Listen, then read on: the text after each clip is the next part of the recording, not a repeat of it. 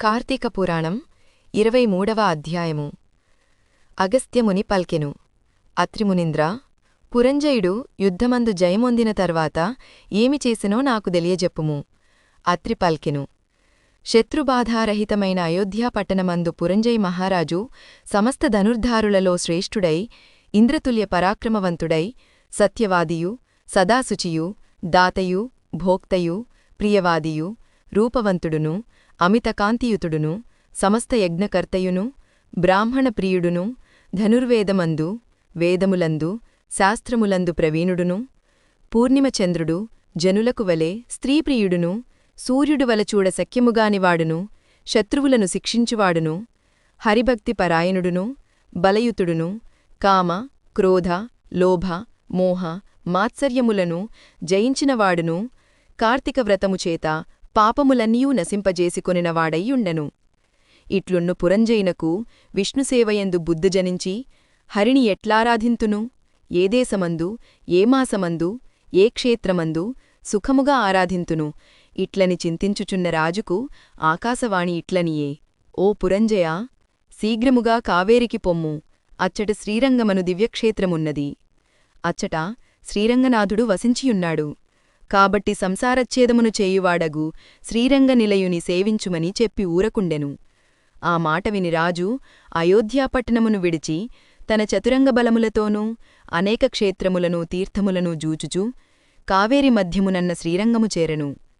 కార్తీకమాసమంతయూ అచ్చట ఉండి కావేరి మధ్యము నివాసముగా గలవాడిన శేషసాయియైన విశ్వమంగళుడైన శ్రీరంగనాథస్వామిని పూజించుచూ కార్తీకవ్రతమును శాస్త్రోక్తముగా జేసెను. కృష్ణా కృష్ణాయని గానము చేయుచు, గోవిందా వాసుదేవాయని నిరంతరమూ కీర్తించుచు, విష్ణుపూజాపరాయణుడై స్నానదానజప హోమవులు, దేవాభిషేకములు చేయుచు శేషసాయి శ్రీరంగనాథుణ్ణి విధియుక్తముగా ఆరాధించి మాసమంతయూ ఇట్లు వ్రతము సల్పి మాసాంతమందు ఉద్యాపన చేసి తన పట్టణమును గురించి బయలుదేరెను. మధ్యమునన్న దేశములను జూచుచు సమృద్ధమైన తన దేశమునకు పోయి అందున్న అయోధ్యాపట్టణమును జూచెను. ఆ అయోధ్య అనేక రాష్ట్రములకు అలంకారమై సంతోషముతోనూ పుష్టితోనూ గూడిన జనులు గలిగినదియు, దృఢముగానున్న యంత్రములు ఘడియలు గలిగినదియు, అగడ్తలు గలిగినదియు, రథములతోనూ గుర్రములతోనూ ఏనుగులతోనూ నిండియున్నదియు, గృహ గోపురముల వెంట వీధులు గలిగినదియు, అనేక వర్ణములు గల పతాకములు గలదియు, వాయువుచేత చలింపజేయబడుచున్న పతాకములు గలదియు, అనేక భటులు గలదియు, అనేక దేశవాసులతో కూడినదయ్యుండెను. అచ్చట స్త్రీలు సుందరులును, హంసలవలే ఏనుగులవలే నడుచువారును, చెవుల వరకూ నుండు విశాలనేత్రములు గలవారును, గొప్ప పిరిదులు గలవారును, సన్నని నడుము గలవారును, బలిసిలావుగా ఉన్న కుచములు గలవారును, మంచి వస్త్రములు గలవారును, సమస్త భూషణ భూషితులుగాను ఉండిరి. అచ్చటి వేశ్యలు సంగీతమందును నృత్యమందునూ నిపుణులును, సౌందర్యముతోనూ లావణ్యముతోనూ గూడియున్నవారును, నిత్య ఆనందయుక్తులు, మదోన్మత్తులును, సమస్త స్త్రీగుణభూషితులై చూచుటలోనూ మాట్లాడుటలోనూ బహునేర్పరులై సభలలోనూ రాజమార్గములలోనూ రచ్చలలోనూ ఆటలాడుచుండువారియూ ఉండిరి.